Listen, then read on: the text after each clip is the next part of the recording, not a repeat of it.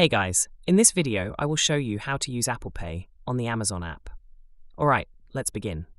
First, make sure Apple Pay is set up on your iPhone. Open the Wallet app and add a debit or credit card if you haven't already. Once that's done, open the Amazon app on your iPhone. Browse for the items you want to purchase and add them to your cart. When you're ready to check out, tap the cart icon and proceed to checkout. Now, if the vendor supports Apple Pay as a payment method, you'll see it listed under the payment options. Select Apple Pay from the list. Double-check your shipping address and payment details to make sure everything is accurate.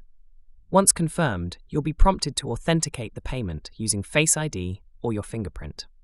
After authenticating, simply confirm your order and the payment will be processed through Apple Pay. This method is fast, secure, and allows you to skip typing in your card details every time you shop. So that's basically how you can use Apple Pay on the Amazon app. And that's it for this video. If you find this helpful, consider subscribing and giving this a big thumbs up. Thanks.